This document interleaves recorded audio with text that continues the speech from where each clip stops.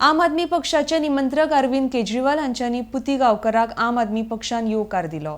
आमकां गोंयान एक फावट संद दिवची, आमी गोंयांतूय बरें सरकार दितले म्हण अरविंद केजरीवाल उलयला। RDX Goa bureau report.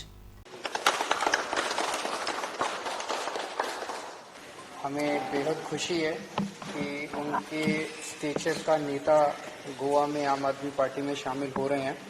इससे आम आदमी पार्टी को बहुत स्ट्रेंथ मिलेगी और पुती गांवकर जी ने बहुत मुद्दे उठाए, खासकर जो माइनिंग के डिपेंडेंट फैमिलीज हैं उन लोगों के साथ जो अन्याय हो रहा है और गरीबों के साथ जो अन्याय हो रहा है, उनकी पूरी लेबर यूनियन के उन्होंने लीडर हैं और उनके लगातार ये पूरा संघर्ष करते रहे हैं। तो मैं उनका तहे दिल से स्वागत करता हूँ। और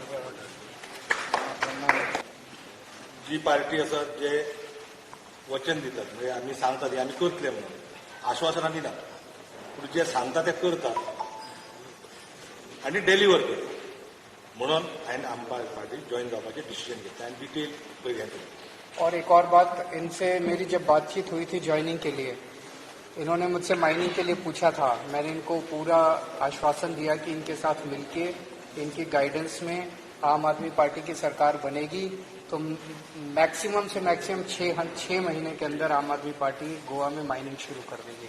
ये हमारा आश्वासन है आपको।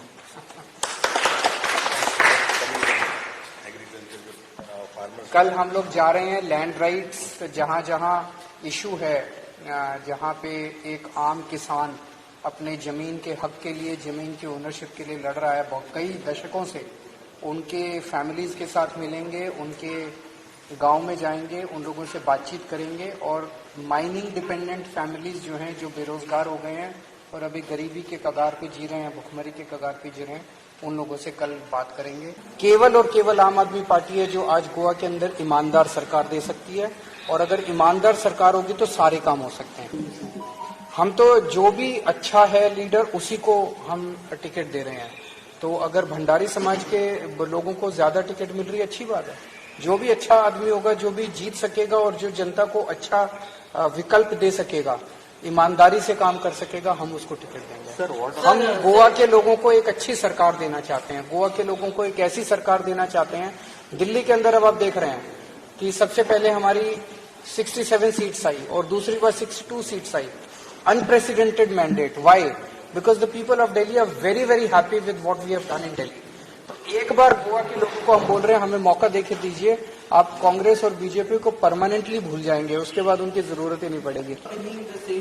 Yes, let it be a direct fight between the CM of Goa and Puti Gaonkar. Let all the parties withdraw their candidates, all other parties, and support Puti Gaonkar in that seat, so that there is a 1-to-1 contest.